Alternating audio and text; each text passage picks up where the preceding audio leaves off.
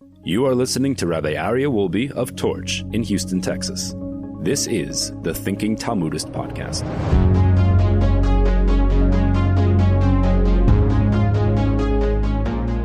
All right, welcome back, everybody, to the Thinking Talmudist. Today, this beautiful Friday, we are going to learn a piece of Talmud in the bottom of 32a in Tractate Kiddushin. We've been talking for many, many weeks, many episodes, about but how a child should be respecting their parent, and perhaps how a parent should treat their child. We talked about that as well. But now we're going to talk about whether or not a father or someone else who is due honor, can they renounce their honor? Can they say, it's okay, you don't need to honor me. You can sit in my seat. You can eat before me. You don't need to wait for me to walk in the door. You know, there's many laws, many halachas about how to treat the man of the house. You don't walk into the house in front of them. So if you are, walking into the house with the balabayas, the person who owns the house, the person who is the head of the household, you let them walk in first. Why? Because it's their home. The proper thing, halacha says, they walk into their home first. Also, even a homeowner, even the head of household, should never walk into the house in a surprise. Always knock on the door first. It could be just one little knock on the door, but there should be that one moment for a wife, for a child, to prepare themselves, to compose themselves. Now, another thing, we see this, interestingly, from the Kohen Gadol. The Kohen Gadol, the high priest, would walk around the temple in his garments, and there were bells on the bottom. Why were there bells on the bottom? So imagine there were probably a young Kohen or two that were running around playing tag. But when the Kohen comes, they should know, they should be forewarned. Don't surprise them. Don't catch them. Don't catch them. There's no mitzvah to catch your children doing something wrong. It's probably not a good thing. Don't catch your children doing things. Let them stay positive in your eyes, because when you tell them positive, they will be positive. We spoke about this previously. If you charge your children that they're negative, they'll be negative. Right? Why do you lie to me? They'll lie. You say, in our family, we only say the truth. They'll say the truth, because they're going to live up to the standard that you expect from them. Right, doctor? Doctor agrees. Here we go. Guys, don't argue. Don't. It's the doctor says. All right. Says the Gemara. Amar Rabbi Yitzchak bar Shila. Rabbi Yitzchak bar Shila, Amar Rav Masna, Amar Rav Chizda. Rabbi Yitzchak bar Shila said in the name of Rav Masna, who said it in the name of Rav Chizda. Again, remember, when we say Talmud, we have a great scholar of Talmud here, right? Gary is studying Talmud already. How many times did you go through the Talmud? It's unbelievable. Every morning going to the Daf Yomi with Rabbi Nagel is really incredible.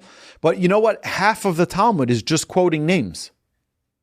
And the question that we've asked so many times, right here, is why is it so important to say, it is said so and so in the name of so and so? Who cares? Just tell me the facts and goodbye. Because we are all invested in truth. Everything in our Torah is about truth. And if we don't have a chain of custody of where this information comes from, how do we know it's truthful? So we quote, and it's very, very, very interesting that some say it's from so-and-so, and some say it's from so-and-so.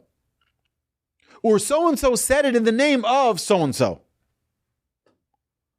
Because there's no such thing as anonymous sources in the Talmud. Anonymous sources, no such thing. We want to know exactly who it is, because if you are invested in truth, you bring the source. Okay. Ha'av shemochel al kvodo, if a father renounces the honor due to him, kvodo mochel, his honor is renounced. He's allowed to say, it's okay, my son, you can sit in my seat. My son, you don't need to stand up for me. My son, you don't need to tie my shoes. My son, you can eat or drink before me. Kvodo mochel. Harav shemochel al kvodo ein kvodo mochel. But a teacher who renounces his honor due to him, his honor is not renounced. Says the Talmud here. It is a biblical command to honor a sage by standing before him, as it is written, before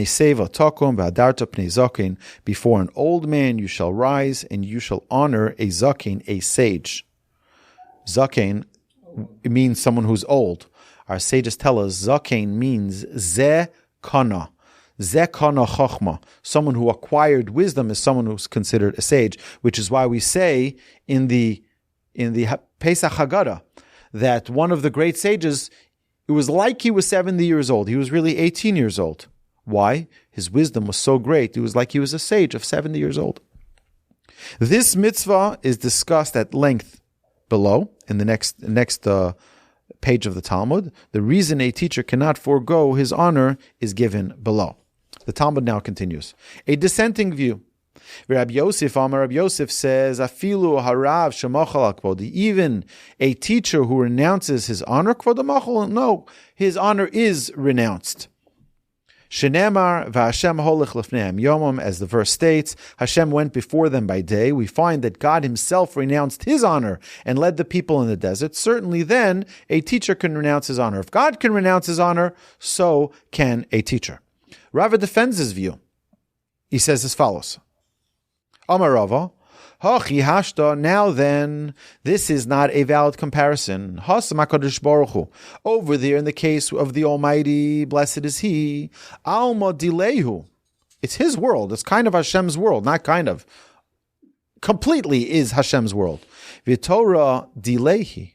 And the Torah is His.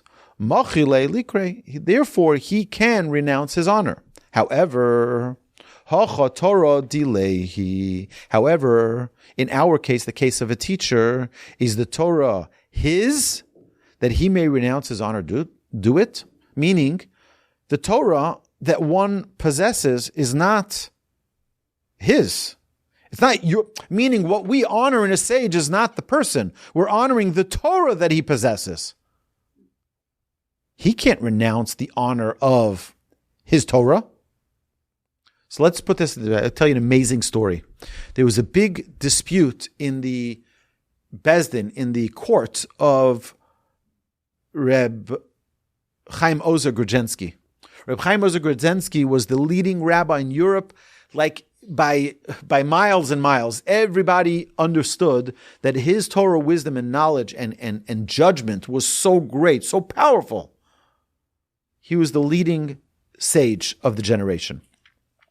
So all the court cases came to him. I'll tell you two stories, two beautiful stories. Number one is that someone once came to Reb Chaim Ozer's house, and he saw that Reb Chaim Ozer was, you're talking about the leading scholar of the generation. Reb Chaim Ozer was holding on to a child's hand and onto a man's hand, and the woman was holding on to the man and child's hand, and they were all dancing in a circle.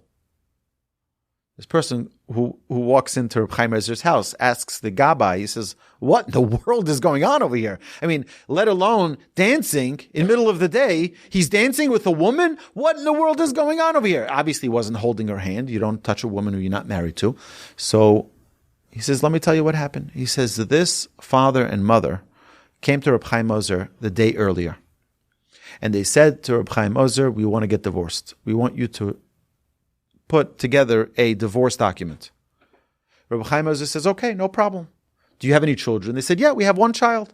He says, no problem. Come back tomorrow and with the child, and I will draft the divorce document. The next day came, and he sits the father down, he sits the mother down, and calls the child. He says, come sit on my lap. He starts talking to him, and he says to him, is this your father? Yes, my father. Is this your mother? Yes, this is my mother. He says, do you love your father? He says, yeah. He says, do you love your mother? Yeah, I love my mother. Love them. Love my parents. He says, well, I'm going to tell you something. Your father and your mother are going to die today. Kid is like, what? He says, yeah. He says, they're planning to end their marriage today. And by ending their marriage, it's going to start a whole dispute. The father is going to say this against the mother. The mother is going to say this against the father. It's going to be an endless struggle, an endless battle. And basically, you're going to lose both of your parents. The kid started crying and crying and crying. And then the mother started crying. And then the father started crying. And they decided, you know what? Let's just stay together. Let's figure it out. Let's work it out. So they started dancing because now it's like a new relationship. It's a new beginning. And that was the story. So I use this as almost a philosophy on marriage. Marriage is very important to do everything we can to work through a marriage and not just throw the white flag and say, that's it, I resign, divorce, goodbye, I'm out. Do everything you can. If it's therapy, and there are many, many, many young couples today who are not only not guided, they are misguided in marriage. They're misguided because we have a world of media that shows a fake world of what relationships are.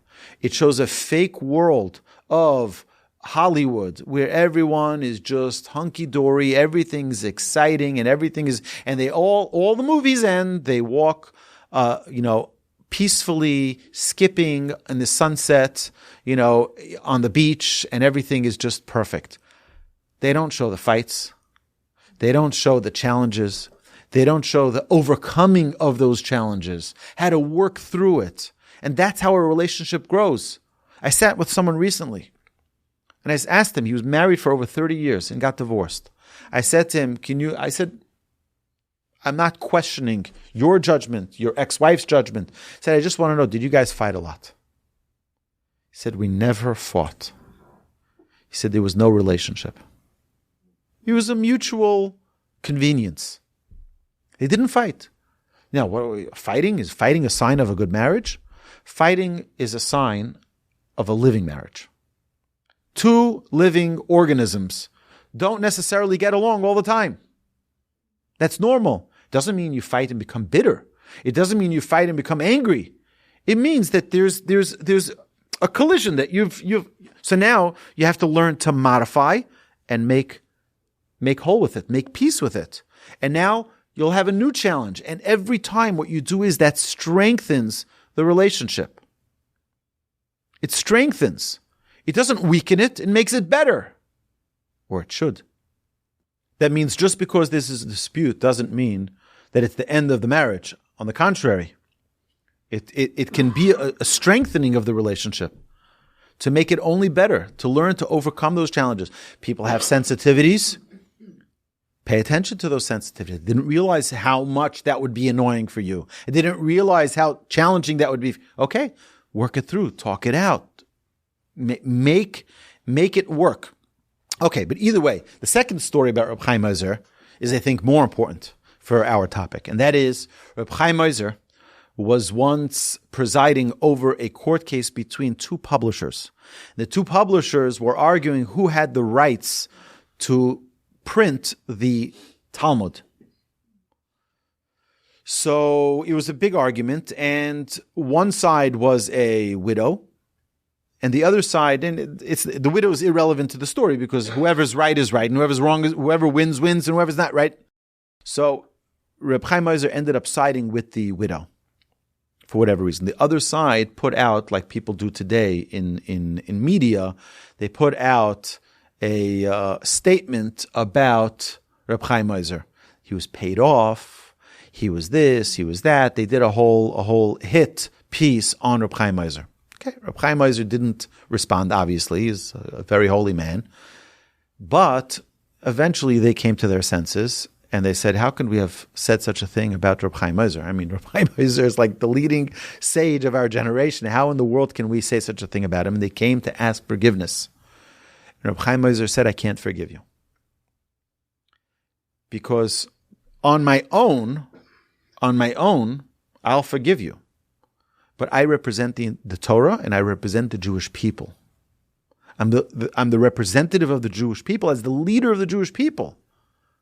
I can't renounce their honor. I can't renounce the Torah's honor. Mine, personally, I have no problem. But the Torah and the people I represent, that's a different story. And that we have to be very careful. Chavetz Chaim talks about this in the laws of Lashon Hara. To be very careful not to talk about different sects, right? So you have this group, that synagogue, that... Be very, very careful what you talk, because to get forgiveness from all of those people is a very difficult thing. A person has to be very careful. Yes, David? No, but it definitely is... No, I'm not saying that a couple that's always fighting is destined for a great marriage. Right. There should be an amicable resolution to disagreements. There should be, but to never have a disagreement, you're just not in the same. Look, I never have a disagreement with people I never meet. Right? People I know nothing about, I never disagree because we have no interaction. But someone you have interaction, you can have different ideas. Okay, we just painted the walls. We can have a different idea of what's a nice color for a wall. Right? That means that we're engaged. All right? You can have different agreement how tall the shelves, but it doesn't make it. You understand what I'm saying? It's like, okay, my dear friends, let's continue. No. This is a great question. It's a very good question. It's very important for us to understand. But I think children today, young children who are getting married, people getting married in their late teens or early 20s or even late 20s or early 30s, they think that, relationship is over because we got into a fight. My rabbi would say, he says he was once in yeshiva, a young married man comes in after he gets married, he's all happy, smiling, he's like, everything is great. One day he comes to yeshiva and his face is down, he looks depressed, he says, what happened? He says, you got into your first fight, didn't you? He says, yeah. He says, Mazel Tov. Now you got married. You think that when you got married, it was walking down the chuppah and everything is bells and whistles and everyone's dancing and everyone is singing. That's the wedding. No. The wedding is now you're starting to build your relationship. Now you're starting to grow as a couple. Because when you work through that, now you become stronger as a couple. You learn to be more sensitive to each other, more caring, more loving. Nothing different. So let me tell you. So just because I don't like the word arranged marriages, I hate that phrase because it's not, you didn't say that, but I'm saying people say arranged marriages. There's no such thing as an arranged marriage. Let me explain to you how it works, okay? Is that it's a suggestion that comes from a mutual friend, from a shadchan, from a matchmaker, but the Torah says you are not allowed to marry a woman. A woman's not allowed to marry a man without them seeing each other and agreeing to marriage. It's not like, in Pakistan or in Saudi Arabia where an 80-year-old man is married by force or she's forced at the age of 9 or 12 to marry a man. That's not the same thing. Okay? Very not the same thing. You are not, in the Torah, you're not allowed to marry someone that you don't want to marry. If you don't want to marry them, you are not going to marry them. Okay? So any of those videos or movies or Netflix series that say, I was just put into a marriage and I was forced to marry this guy. That's not true. It's not true. Okay? It's a total lie. You are not allowed to by the Torah. You're not, by the way, under the chuppah. You know what I say when I arrange a wedding? When I'm there officiating a wedding, I'll look at the guy, I look at the girl, the bride and groom, I say, do you want to marry this guy? You want to marry this gal? Yes or no? This is your chance to say no, and we'll end this right here, right? But, they have to say that they want to marry one another. No, but there was a guy, actually, I was under the chuppah, I was a witness under this chuppah, and the rabbi turned to her and said, do you want to marry him? She's like, okay. Now, I don't know if she said it for effect, for humor, or if she said it, real, but they're still married many, many years later. This is going back. I was in Israel for this wedding. I was a witness under the chuppah. It was very funny. The whole place laughed, but, maybe there is something there. Maybe there is. Thank God today they have, I think, 3 or 4 children and they're happily married. But, it definitely is something that needs to be now. Just because they were, let's call it, prearranged or set up in a way, they didn't just meet happenstance in a bar. They met with a criteria of this is what he's looking for, this is what she's looking for. Someone puts them together. They investigate. They do a lot of investigation. A lot. Now, it's not a whole colonoscopy, but it is a real research that you need to do to make sure that this person that you're about to date, that you know all the information, whether it be health issues, whether it be family issues, whether it be, other things, behavioral issues. You need to know what's going on with the other person, and you're not going to be able to tell that until you're actually living with that person for some amount of time. And sometimes, like my wife and I, from the day I heard her name till the day we were married was less than 3 months. Less than 3 months. Right? So from the day we met till the day we got engaged, then there's no need for a long engagement. Better to date for a longer period of time than to be engaged for a longer period of time. Why? Once you decide you want to get married, just get married. Like, why suffer? Just get married. Okay? So either way, it may not be enough time to know all the things that are going on in their lives. So you do your research and you call friends and you call teachers and you call principals and roommates and you find out information. The idea is not to find out negative things. You want to know what's really going on with this person and to know, is this person healthy? Is there any skeletons in the closet? And, is there anything I should be aware of? That, again, not because you're suspecting there is something, but you don't want to be surprised later that you just didn't know about it. Okay. So now we continue with talking about whether or not they have marriage issues as well. Yes, there are. There are, even though they're set up and even though their families are very identical or similar or have similar, again, any two human beings that come from different lives, they come from different families, different things that are normal. I tell this to my children all the time. I say, you think that everything I do is normal because this is what you grow up in. This is the life you live. You get married and your husband or wife are going to say, that's the craziest thing I've ever seen. I said, just be ready for it. I said, everyone thinks that their family is normal and everybody else is crazy. I said, your husband or wife, right, my sons or my daughters, right, may think that everything we do, the way we celebrate Hanukkah and the way we have the Pesach Seder and the way we do this and the way we do that, they might think we're crazy. And maybe we are. But this is us, right? But just to understand that it goes the other way as well. I want them to understand that their spouse is not necessarily going to fit into a box exactly the way they imagine it. Oh, in our family, this is what we do, so I'm going to just find the guy or the gal that I want to marry and just put them into that box. No, you're going to start your own life together, which is why a brother and sister do not get married. Relatives do it, not close relatives, should not be. Why? Hashem wants new creations, new worlds to be created. Don't marry someone who's exactly like you. Find someone who's different than you and make a new, beautiful world together. Okay. So Rava retracts his argument. Hodar Amar Rava. Rava then said, Ein Torah dilehi. Yes, a teacher's Torah is his own. Dichsiv so raso yehege yom v'lola. And his Torah, he meditates day and night, because the Torah says in Joshua, the Torah says that one should study Torah all day and night. Whose Torah? Your Torah. Make the Torah yours, which is a very important concept, that the Torah shouldn't be left, Bekeren Zavis, shouldn't be put in the corner. Yeah, I have my beautiful library here, and that's my Torah. No. The Torah should be in here, not on the shelf. The Torah should be within me, and make it my Torah. Make it your own Torah. Rava's conclusion is that a teacher can renounce the honor due to him. The Gemara questions whether this is, in fact, his opinion. Eini, is this so? That this is what Rava says? Rava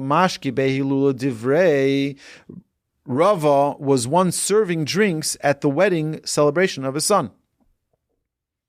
Vidale kasa l'Rav Papa, l'Rav Huna, bereid Rav Yeshua. And when he offered a cup to Rav Papa and to Rav Huna, the son of Rav Yeshua, v'kamu mikame, they stood up before him in his honor.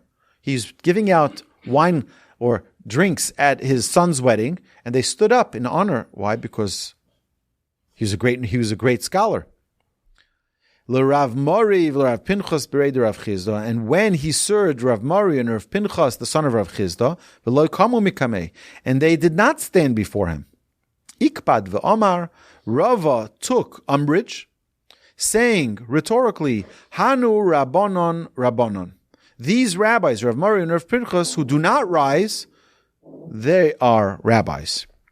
V'hanu Rabbanon lav Rabbanon. But those rabbis, Rav Papa and Rav Huna, who did rise for him, They are not rabbis. So we see here that he was very comfortable not being honored by the other rabbis. So we see that you could forego your honor. So although Rava renounced his honor by serving drinks, he believed that honor still should be accorded him. This contradicts his own conclusion earlier, that if a rabbi renounces his honor, the renouncement is effective. So what do you do here with this contradiction? So before resolving this problem, the Gemara records a similar incident. Visu, another incident. Rav Papa have a mashke be'ilula de'aba mar birei. Rav Papa was serving drinks at the wedding celebration of his son Abba Mar. Vidolile kasa l'Rab Yitzchak birei de Rav Yehuda. And when he offered a cup to Rabbi Yitzchak, the son of Rabbi Yehuda, v'lo kamikmei, and Rabbi Yitzchak did not stand before him, v'ikbad. Rav Papa took offense to this.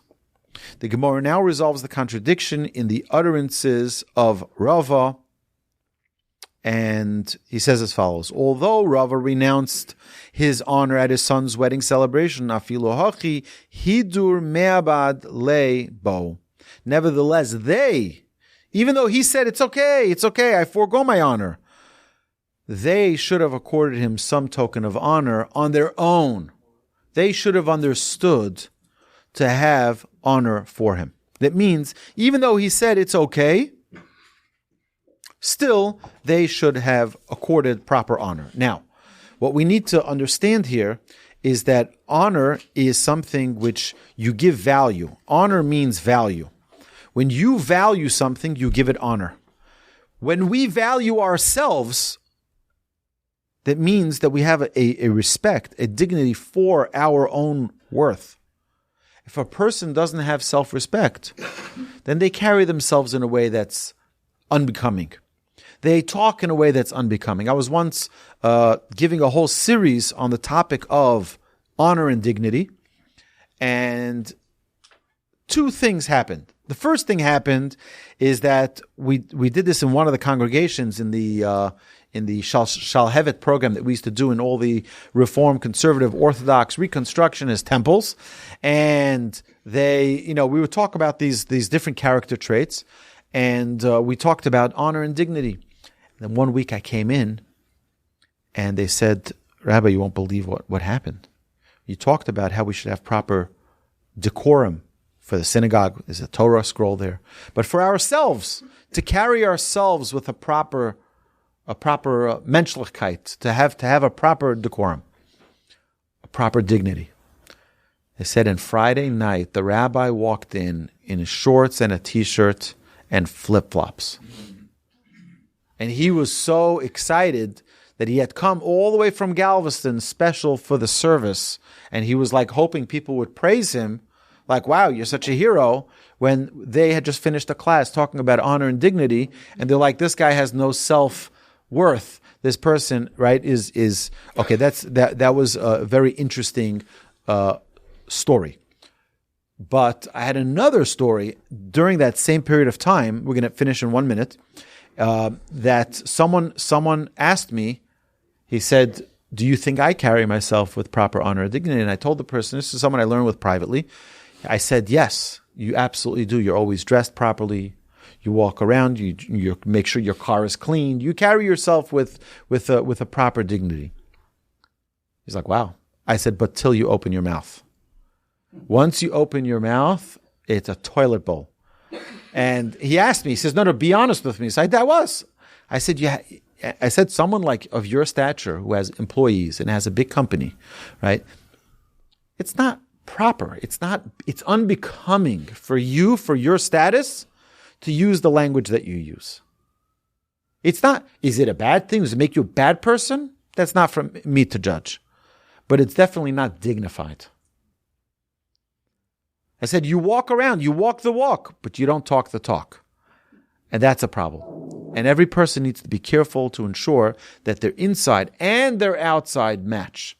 And if we are a vessel of the Torah, we should carry it around appropriately as a badge of honor and a badge of dignity, and not the opposite God forbid. My dear friends, thank you so much. Have an amazing Shabbos. Welcome to the new Torch Meyerland campus. It is an honor and a privilege.